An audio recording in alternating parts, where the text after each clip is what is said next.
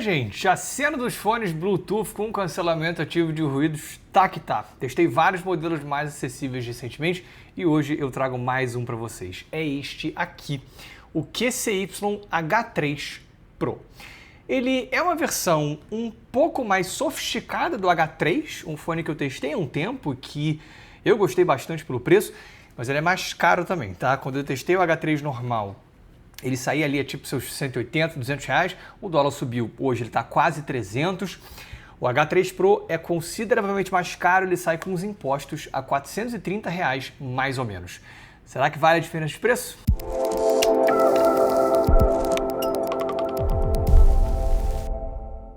A dica é que esse vídeo é patrocinado pela QCY Global, a fábrica, então, como quem me acompanha já sabe, isso significa que eu gostei do fone porque eu só aceito fazer conteúdo pago a respeito de produtos que eu testei, que eu gostei, que eu posso recomendar, tá? Tudo que você vai ver aqui, sejam os vídeos patrocinados ou não, são as minhas opiniões sinceras a respeito dos produtos que eu testo. Eu não aceito falar coisas nas quais eu não acredito, eu não aceito omitir opiniões negativas, nada disso, tá? Os vídeos patrocinados servem basicamente para as marcas garantirem que o vídeo vai ser postado e que eles vão poder escolher a data. Se você quiser saber mais sobre isso e as diferentes formas de monetização aqui do canal, é só assistir esse vídeo aqui em cima que eu explico para vocês. Bom, vamos lá, link na descrição caso você se interesse. E começando, o H3 Pro é um fone esteticamente interessante. Ele não vai ganhar nenhum prêmio de design, mas é um fone legal e com uma construção que eu diria que é competente. Ele é tudo de plástico, mas assim, são plásticos legais, com bons arremates, bons encaixes. Eu considero um bom acabamento pelo preço. E ele é dobrável, tá? O que para muita gente é importante porque ele fica mais fácil de transportar. Agora, ele infelizmente não vem com nenhuma sacolinha nem nada do tipo, né? O que poderia ser interessante. Os únicos acessórios que vem aqui são o cabo USB-C para carregamento e o P2 para uso cabeado. Em termos de conforto, ele é ótimo, tá? É um fone leve, bem acolchoado, tá? Assim, tanto lateralmente quanto na parte superior, então é daquele tipo que pelo menos para mim, cara, dá para esquecer que eu tô usando. E um ponto muito positivo, e que é diferente de vários fones Bluetooth com cancelamento ativo de ruídos, é que as almofadas aqui são removíveis. Ó, elas são bem duras para puxar, tá? Mas elas saem, então você pode substituir quando elas inevitavelmente se desgastarem, porque isso sempre vai acontecer com qualquer fone, mas aqui você pode trocar, o que é ótimo. Todos os controles, eles ficam aqui na concha direita. E a gente tem o seguinte, tem esse botão aqui que é multifunção, e aí ele serve para ligar, desligar, dar play, pause, acionar assistente de voz e acessar o modo de baixa latência. E aí, falando já sobre isso, cara, a latência é bem tranquila, tá? Mesmo no modo padrão, ela é ligeiramente perceptível, mas ainda é super ok para você ver vídeos. Mas se você ativar o modo baixa latência, ele vai a 65 milissegundos só. Então, fica muito bom para você ver vídeo, jogar esse tipo de coisa, né? Você não vai ter nenhum delay muito significativo. E aproveitando, conexão, tá? Ele é Bluetooth 5.4, então é bem recente, e o suporte a codecs é até um destaque para um fone dessa faixa de preço, porque você tem os tradicionais AC e USB-C, mas você também tem LDAC. Eu gostaria sim de um aptX, eu acho que seria melhor ainda, mas tudo bem. Ele tem conexão multiponto também, então você pode parear mais de um dispositivo simultaneamente e ele faz a troca entre eles. Voltando para os controles, aqui é volume e também serve para avançar ou retroceder. Aqui tem uma entrada para o cabo auxiliar, para você usar ele de forma cabeada, mas eu não recomendo porque o DSP desliga e o som fica muito ruim. Aqui o USB-C tá para carregamento. E aí falando sobre isso, bateria boa, são até 55 horas de uso com a ANC desligado e 40 horas com ele ligado, então assim, não é a melhor bateria do mercado, mas é uma boa bateria. E falando em ANC, você alterna entre os diferentes modos por esse outro botão aqui, ou então pelo aplicativo. Olha só, é aquele clássico da QCY. Você tem aqui uma parte principal, que basicamente mostra um gráfico do fone com a bateria. Aqui em configurações você pode configurar alguns botões, tem aquela função para você encontrar, em que ele basicamente toca um som ali no fone, mas não acho que funcione muito bem, né? Você precisa estar conectado a ele. Você não vai perder isso aqui, provavelmente, né? Não é como se fosse um True Wireless. Tem aqui algumas configurações tipo de timer, aqui o modo jogos, aqui para você habilitar ou desabilitar o LDAC, a conexão dupla, né? O multiponto e o LDAC não ficam simultâneos. E aqui a parte de som que é mais interessante, por quê? Deixa eu começar por baixo. Aqui é balanço, né? Então você joga pro lado esquerdo ou mais pro lado direito, né, como você quiser. E aqui, ó, os controles do cancelamento ativo de ruídos. A gente tem o Noise Cancelling, né, que é o cancelamento, e ele tem alguns modos. Você tem o modo adaptativo, que é aquele que ele entende o ambiente e se configura de acordo com ele. Eu acho que funciona muito bem, tá? Assim como os fones da QCY True Wireless que eu testei mais recente. Eu acho que ele tem uma tolerância que eu acho muito legal. Aqui o modo para ambientes barulhentos, aí você tem 3 níveis, né? Tem tipo 1, 2 e 3. Tem aqui um para... Aí outra coisa meio engraçada, né? Tipo, tem aqui ó, o modo commuting, que é para tipo ambientes muito barulhentos, mas aí você já tem o para ambientes barulhentos, você controla o nível, não vi muita diferença. Ó, o modo para ambientes mais silenciosos, que também controla, né, em 3 níveis, e o modo anti-vento, cara, que eu achei que funciona bem, mas não é espetacular.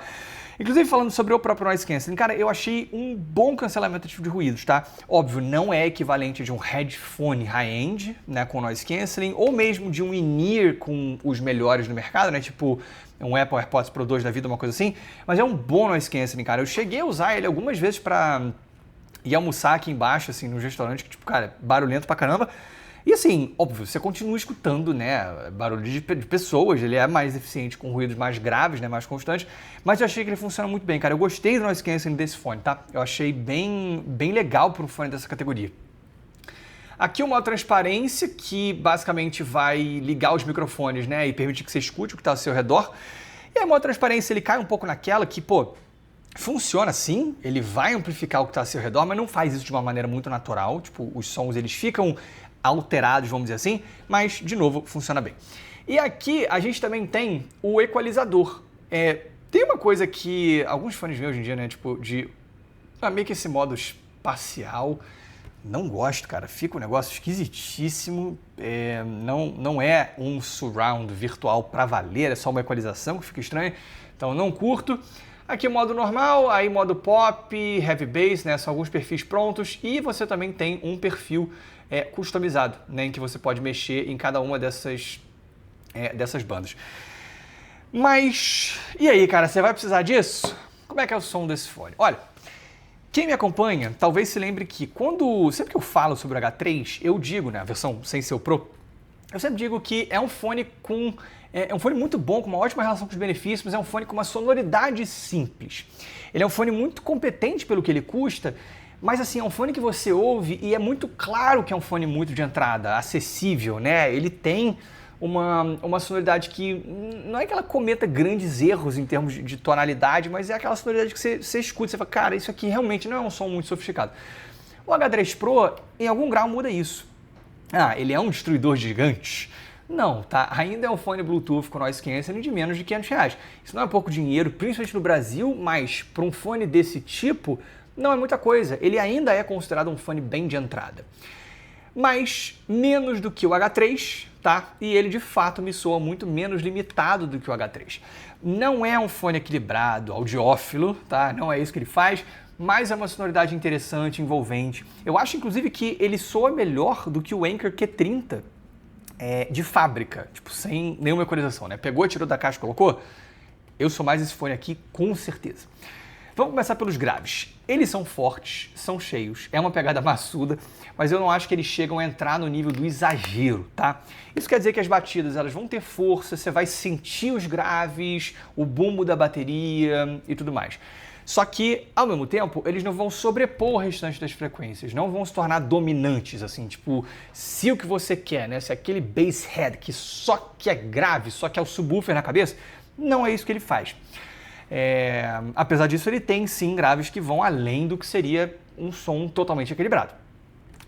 E aí, claro, né, eles também não são um exemplo em definição e textura, são graves que são um pouco mais redondos, menos definidos, mas é de se esperar para um fone dessa categoria e eu acho que faz sentido para a proposta, afinal de contas, assim, é um fone feito para um público amplo e para uso portátil, então eu acho que essa assinatura faz sentido. Eu vejo assim, sabe, não são os melhores graves que você vai encontrar no mundo dos fones por esse preço, né? Óbvio que não, mas para um fone desse tipo, eu acho que são graves que fazem bastante sentido e que me agradam. Eu gostei de ouvir principalmente gêneros mais modernos aqui, tipo música eletrônica, rap, hip hop, rock até pop. Até existem situações em que eu achei que os graves foram além do que eu gostaria, mas aí o equalizador ele ajuda a resolver, cara. Basta, tipo, você baixar um pouquinho ali, né, tipo 1 ou 2 pontos nos 32 Hz, né, que é a banda mais para a esquerda, e ele ficou mais leve, né, tirou um pouco do peso a mais que naquelas situações eu não curti tanto. Já sobre os médios é o seguinte, essa região me divide um pouquinho, tá? Por quê? A posição no espectro é boa, eu não acho eles nem recuados nem pronunciados, mas assim, são médios naturais, com aquela tonalidade que eu ouço, eu falo, putz, cara, que médios fidedignos. Não muito. São médios que eu ouço e eles trazem a sensação de que não tá tudo 100% encaixado, né? Ele tem uma personalidade ali, mas é uma personalidade que eu acho interessante, tá? Ela é mais musical, de certa forma, ela é, tipo, um pouco amaciada, mas não chega a ser fechada. Então, tipo, ele tem corpo, mas ele suaviza um pouco os médios baixos e traz um pouquinho mais presença ali, bem no Pinagain, tá? Então, eu achei que rola uma maciez, que é interessante.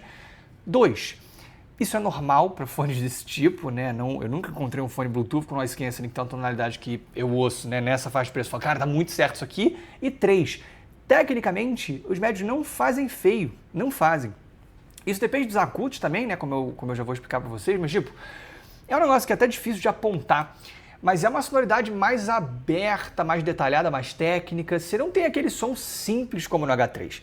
Por mais que tonalmente, né, como eu disse, tenha uma coisa ou outra fora do lugar, o resultado geral é interessante, justamente porque eu não tenho nenhuma sensação de sujeira, de indefinição ou coisa do tipo.